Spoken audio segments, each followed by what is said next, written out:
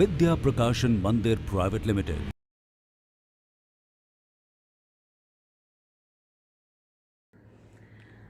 आज आप मुझे सोचकर बताइए कि आपको कौन सा खेल सबसे ज़्यादा पसंद है। कोई ना कोई खेल तो आप अवश्य खेलते होंगे, और अगर नहीं खेलते तो खेलना चाहिए, क्योंकि जो खेलों को अपने जीवन का एक आवश्यक अंग नहीं बनाते तो वो बहुत कुछ सीखने से वंचित रह जाते हैं। खेल हमें मिलकर रहना सिखाते हैं। खेल हमें छोटी बड़ी परेशानियों का सामना करना सिखाते हैं। खेलों से हमें आगे बढ़ने की लगन आती है हमारे अंदर, और बहुत सारी बातें हैं जो खेल खेल में हम सीख पाते हैं। तो आज मैं चित्रा बंसल, आपकी हिंदी की अध्यापिका, आपको आपकी हिंदी के पुस्तक उल्लास का जो पाठ पढ़ाने वाली हूँ वो क्रिकेट के खेल पर आधारित है। आप तो जानते ही हैं कि सिर्फ भारत में ही नहीं, पूरे विश्व में जो खेल सबसे ज्यादा प्रचलित है वह है क्रिकेट। तो चलिए पाठ को पढ़ते हैं और क्रिकेट के खेल के बारे में थोड़ी जानकारी लेते हैं। पाठ का नाम है क्रिकेट का खेल। चलिए साथ साथ पढ़ते हैं, बोल बोल कर पढ़िए आप सब मेरे साथ। भारत में क्रिकेट के खेल का आरंभ पिछली शताब्दी में हुआ। पिछले कुछ वर्षों से भारतीय क्रिकेट टीम की गिनती दुनिया की चोटी की टीमों में की जाने लगी है। चोटी की टीमों में मतलब बेहतरीन टीमों में, बहुत अच्छा जो खेलती हैं उन टीमों में भारतीय टीम की गिनती भी होने लगी है। क्यों? क्योंकि भारत की क्रिकेट टीम बहुत अच्छा खेलती है, बहुत बढ़िया खिलाड़ी हैं हमारे। यह खेल दो टीमों के बीच खेला जाता है और हर टीम में 11 खिलाड़ी होते हैं। क्रिकेट के ग्राउंड पर घास लगी होती है। पहले मैदान तैयार करने के लिए कच्चे मैदान पर नारियल या पटसन की चटाई बिछाकर उस पर कीलें ठोक दी जाती थी, लेकिन अब घास के मैदान पर ही खेल होता है। क्रिकेट की सबसे प्रमुख चीजें हैं बल्ला और गेंद। बल्ला यानी बैट, गेंद यानी बॉल। तो क्रिकेट का खेल आपने देखा होगा, तो उसमें किन दो चीज़ों से खेला जाता है वो खेल? बैट और बॉल से, बल्ले और गेंद से। किसी भी टीम में दो तरह के खिलाड़ी होते हैं। कुछ वे जो बल्लेबाजी अच्छी कर लेते हैं और कुछ वे जो गेंदबाजी करना जानते हैं। गेंदबाज दो प्रकार के होते हैं, जिन्हें फास्ट बॉलर और स्पिनर के नाम से जाना जाता है। ये बॉलिंग करने का, गेंदबाजी करने का अलग अलग तरीका होता है। जो बहुत फास्ट, बहुत तेज बॉल फेंकते हैं उन्हें फास्ट बॉलर कहते हैं, और जो घुमा के गेंद फेंकते हैं उन्हें स्पिनर के नाम से जाना जाता है। प्रत्येक टीम का एक खिलाड़ी विकेट कीपिंग का मोर्चा संभालता है। जहां विकेट लगी होती हैं उसके बिल्कुल पीछे एक खिलाड़ी होता है जिसे विकेट कीपर कहते हैं।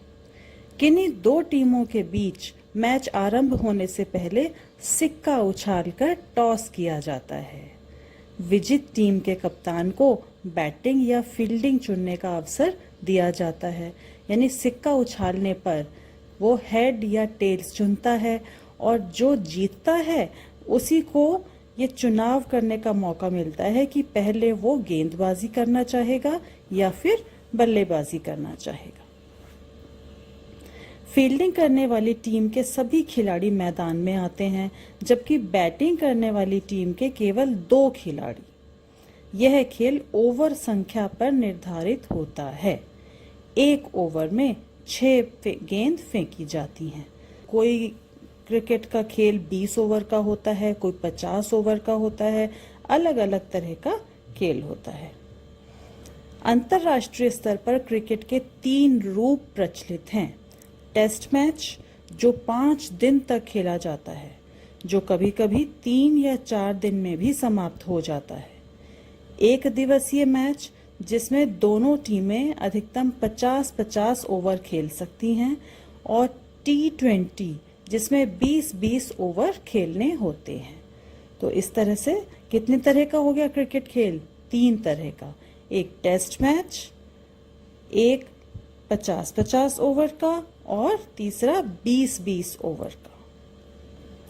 टेस्ट मैच में क्रिकेट खिलाड़ी की पोशाक सफेद कमीज, सफेद पतलून यानी पैंट, ऊन के मोटे सफेद मोजे और क्रिकेट के सफेद बूट होते हैं। ये उनकी पोशाक होती है। जैसे आपकी स्कूल की यूनिफॉर्म होती है, वर्दी होती है, ऐसी टेस्ट मैच की ये वर्दी होती है। इन बूटों के नीचे कीलें लगी होती हैं जिससे घास के मैदान पर उनकी अच्छी पकड़ बनी रहे। बल्लेबाज के लिए केवल तकनीक और कला का जानना ही जरूरी नहीं है, बल्कि उसमें बड़े मैचों में खेलने की प्रवृत्ति भी होनी चाहिए। यानी कि 3 दिन, 4 दिन या 5 दिन तक जो मैच चलते हैं उसमें खिलाड़ियों के अंदर इतनी आदत होनी चाहिए कि वो इतने समय तक खेल सकें। अगर कोई खिलाड़ी जल्दी थक जाएगा या जल्दी अपना धैर्य खो देगा तो फिर वो इतने बड़े बड़े मैच नहीं खेल सकता। तो क्रिकेट खेलने आने के साथ साथ उसकी आदत भी होनी चाहिए कि वो इतना बड़ा मैच खेल सके। उसका स्वयं पर पूरा नियंत्रण होना चाहिए। घबराए बिना पूरे आत्मविश्वास के साथ खेलने का अभ्यास आवश्यक है, क्योंकि क्रिकेट परिश्रम, कौशल, सूझबूझ और दूरदर्शिता का खेल माना जाता है। परिश्रम मतलब मेहनत करनी आनी चाहिए खिलाड़ी को। कौशल मतलब उसके अंदर क्रिकेट को खेलने का कौशल, योग्यता तो होनी ही चाहिए। सूझबूझ मतलब समझदारी कि किस समय क्या निर्णय लेना है। मान लीजिए बल्लेबाज ने गेंद फेंकी तो उस समय आपको भागकर रन लेना है या नहीं लेना है, उस गेंद को छोड़ देना है या बैट से उसको घुमा देना है।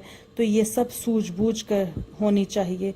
दूरदर्शिता यानी कि दूर की सोचने वाला खिलाड़ी होना चाहिए कि जो इस समय वो कर रहा है उसका पूरे खेल पर क्या असर होगा। तो इस तरह से एक खिलाड़ी को सिर्फ खेल खेलना ही नहीं बल्कि बहुत सारे अन्य गुण भी उसके अंदर होने चाहिए, तभी वह एक अच्छा कुशल खिलाड़ी माना जाता है। टीम के कप्तान का काम बहुत जिम्मेदारी का होता है। उसे अपनी टीम के खिलाड़ियों को उचित समय पर प्रेरित और प्रोत्साहित करना चाहिए। जैसे आपकी टीचर होती हैं, अध्यापिका होती हैं या आपकी मम्मा होती हैं जो ये जानती हैं कि कब आपको किस तरह से प्रोत्साहित करना है। कभी आप यदि परेशान हैं, निराश हैं, किसी वजह से घबरा गए हैं तो आपको कैसे दोबारा से खेलने के लिए, पढ़ने के लिए या किसी काम के लिए तैयार करना है। तो क्रिकेट के कप्तान की बहुत जिम्मेदारी होती है कि सभी खिलाड़ियों को वो संभाल सके, ये समझ सके कि कब किसे किस तरह से समझाने की और प्रोत्साहित करने की ज़रूरत है। फ्रैंक वॉरेल और सर गैरी सोबर्स महान कप्तानी के ऐसे उदाहरण हैं जिन्होंने अपने समय में वेस्ट इंडीज के खिलाड़ियों को इस तरह ढाला और संगठित किया था कि वे दुनिया की किसी भी टीम को हरा सकते थे। तो 2 कप्तानों के विशेष रूप से नाम आते हैं, फ्रैंक वॉरेल और सर गैरी सोबर्स। ये कौन सी टीम के कप्तान थे? ये वेस्ट इंडीज टीम के कप्तान रहे जिन्होंने अपनी टीम के खिलाड़ियों को इतने अच्छी तरीके से संभाला कि वो किसी भी टीम को हराने में कुशल हो गए, किसी भी टीम के सामने अच्छी तरह से खेलने के लायक बन सके। हमारे भारतीय खिलाड़ियों में विजडन पुरस्कार विजेता कपिल देव को शताब्दी का सर्वश्रेष्ठ खिलाड़ी घोषित करते हुए कहा गया, ऐसा सम्मान 100 वर्षों में एक बार प्राप्त होता है। सचिन तेंदुलकर ने क्रिकेट के इतिहास में इतने कीर्तिमान स्थापित किए हैं कि इस सर्वश्रेष्ठ बल्लेबाज के कीर्तिमानों पर संपूर्ण भारत को गर्व है। उनकी उपलब्धियों के कारण उन्हें भारत रत्न सम्मान दिया गया।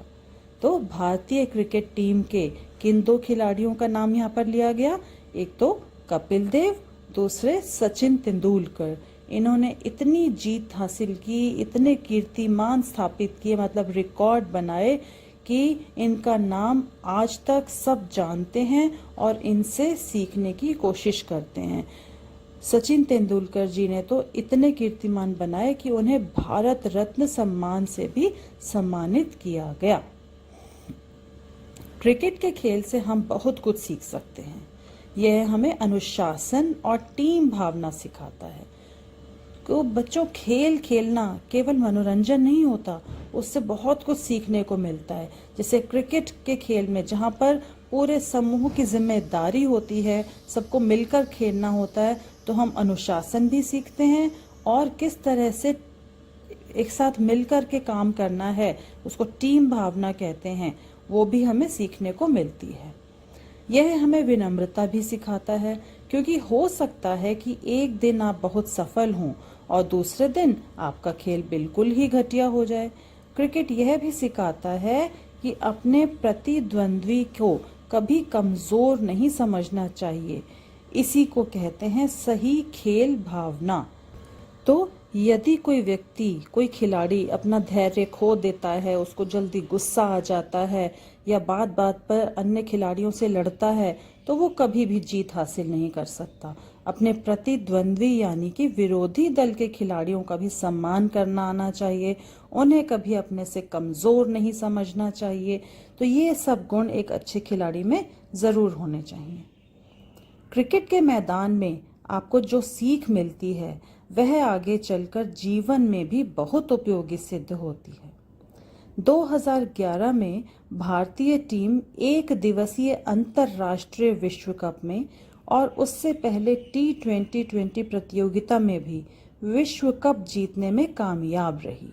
विश्व कप जीतना एक बहुत बड़ी बात होती है अंतर्राष्ट्रीय स्तर पर, जहां पर विभिन्न देशों के खिलाड़ी खेल रहे होते हैं। वहां जीत हासिल करना एक बहुत ही मेहनत, लगन और धैर्य का परिणाम होता है। अब तो भारत में लीग मैचों यानी IPL का नया युग प्रारंभ हो चुका है, जिसमें अंतर्राष्ट्रीय खिलाड़ी भी हिस्सा लेते हैं। इस नए युग में आप भी इस खेल का आनंद लेते रहें और खेलते रहें। तो इस तरह से बच्चों, समय समय पर क्रिकेट के अलग अलग नए नए रूप हमारे सामने आए। तो देखा बच्चों कि जिस तरह से खेल में जीतने के लिए हिम्मत, धैर्य और साहस की जरूरत होती है, उसी तरह से जीवन के खेल में भी आगे बढ़ने के लिए, जीत हासिल करने के लिए, सफल होने के लिए धैर्य की, अनुशासन की और साहस की जरूरत होती है।